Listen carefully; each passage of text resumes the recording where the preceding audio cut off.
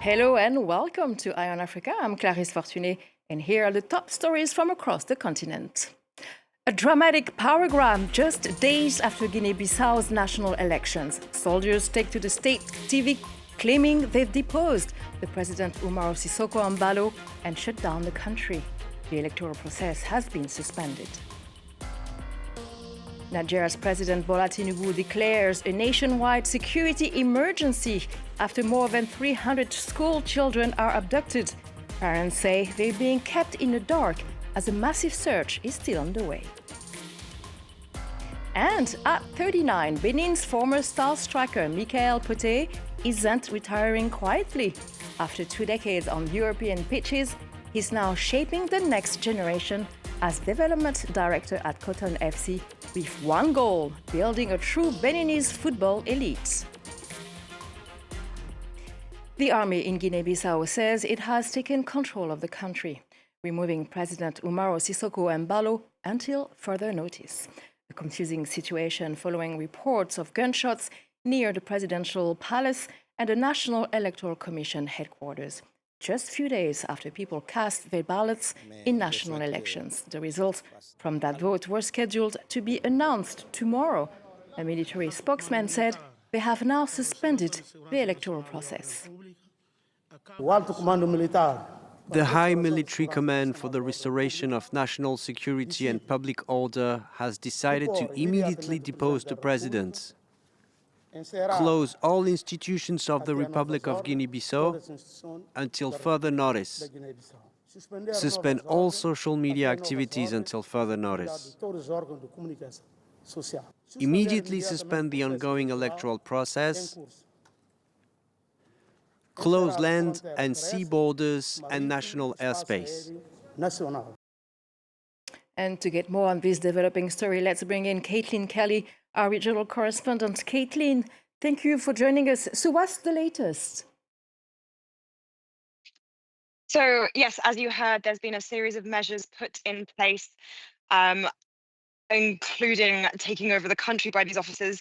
Those who spoke on state TV said that the reason all these measures were put in place was to deter what they called a plan that they had just discovered made between a politician and a drug lord that was in theory to destabilize the country and an attempt to manipulate the electoral results. We also know that incumbent President Embaló told French media, including France 24, that he was detained alongside 2 other military personnel when men in uniform burst into the presidential palace earlier in the day. Residents of Bissau have also told us that there's been a curfew after the day's events. As you mentioned, there were gunshots around the presidential palace and the electoral commission around noon. At the moment in Bissau, things have calmed down, but there is still a military presence. So, Caitlin, what have been the reactions so far? It's an interesting question because there's been a lot of speculation and questions around the nature and motivation behind and this evolving situation. Essentially, the questions really remain around how the president managed to communicate with media, including France 24, whilst under arrest. And sources I also spoke to in Bissau said that it was the president's own military unit that were deployed after this gunshot incident. So it's very hard to comment on the origin and the motivation behind this military takeover and what it really can be labeled as. We've heard from the UN earlier that they are profoundly concerned, was the word Guterres used, and say they are monitoring the situation. Whilst I've just read a statement from ECOWAS electoral monitoring mission, who ironically have just left the country less than 24 hours ago, they said this was regrettable because they had just met with the leading candidates who had assured them that they would accept the willingness of people, whatever it was. So on the streets of Bissau itself, a country that has sadly quite used to these incidences, there's been 4 coups since independence in the 70s and dozens of attempts. The reactions are quite mixed. I'm not afraid. It doesn't scare me because we're used to this kind of thing in Guinea-Bissau. The situation is serious. We hope that God will help us, that everything will pass and that the situation will return to normal. I hope that calm returns to Guinea-Bissau and that we can all regain our composure. We shouldn't have to live in this state of anxiety every time there are elections. People in Guinea-Bissau are no stranger to political instability, and since declaring independence from Portugal in 1973, Guinea-Bissau has endured 4 coups along with several failed attempts, including one reported just last month. James Vecina explains. Marred by coups for the past 50 years, the small West African nation of Guinea-Bissau has struggled to find any long-term stability since becoming independent. Following almost 12 years of armed struggle, the country freed itself from its former coloniser Portugal in 1974. The Republic of Guinea-Bissau was founded and the constitution established in 1984. But since then, successful coups and coup attempts have rocked the country. The latest events have taken place exactly 2 years after the previous attempt, when President Umaro Sissoco Embaló was already leading the country. At the end of November 2023, a faction of the National Guard who'd released ministers accused of corruption clashed with government forces. A year before that, 11 people died in what the president said was an assassination attempt on several members of the government. This just after 2 other coup attempts in 2020 and 2019. The last successful coup happened in 2012, ousting interim President Raimundo Pereira in the middle of presidential elections. And in 2003, President Kumbayala was forced to resign following a period of political instability. 4 successful coups in all. President Nino Vieira was killed in 2009 in what's thought to have been a revenge attack.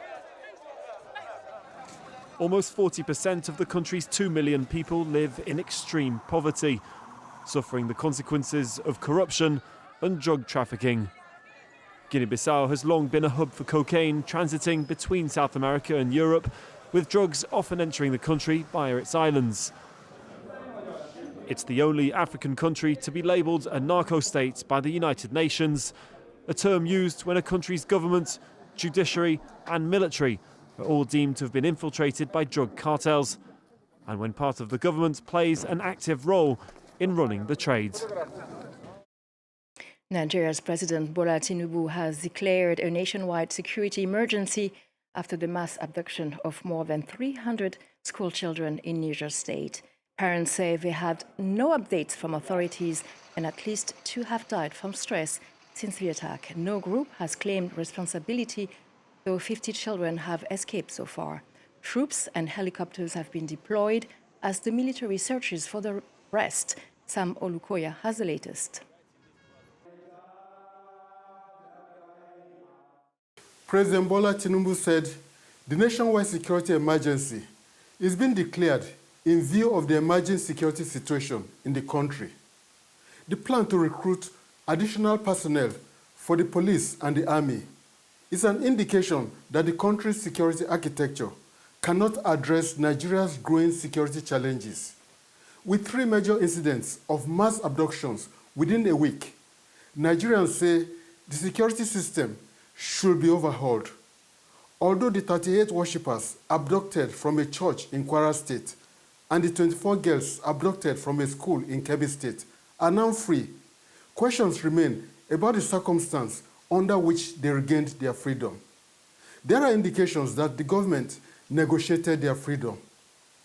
There are suspicions that this involved the payment of ransom. Many Nigerians warn that while on the short term, negotiating with armed groups to release captives may yield positive results, long term, it has negative consequences because it enables them to further arm themselves and strike again. In the meantime, the parents of the more than 250 children abducted from a Catholic school last week are anxiously awaiting information about them.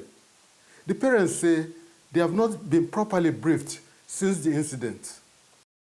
Mickaël Poté could have hung his boots and slipped off the radar after almost 20 years on pitches across Europe. But at 39, the former Benin striker, 69 caps and 10 goals, has chosen the path of passing on the torch. He is now with Cotton FC, one of the country's top clubs, hoping to build a true Beninese football elite. Emmanuel Soji. In Cotonou, Cotton FC, Benin's three-time champions between 2022 and 2024, kicked off the new season in August with the next African competitions firmly in their sights. Working just behind the head coach, Director of Development Mickaël Poté carefully studies regulars, new signings and trail lists, looking for those who can make it to the very top. I watch how they behave on the pitch and off it. I'm not the coach, but I bring my own bit of expertise. It's a new cycle. I'm just trying to correct a few things that can help the team. The benefits of his experience are already felt among the players. He gives us a lot of advice. A lot has changed in the players' attitudes and behaviour. But for Mickaël Poté, talent isn't to be found only in training schools or clubs. He goes looking for hidden gems in working-class neighborhoods. Sometimes someone tells me about a kid playing somewhere, so I go out and watch him. The pitches aren't easy to play on, but when you put them on a good one, it can really bring something out.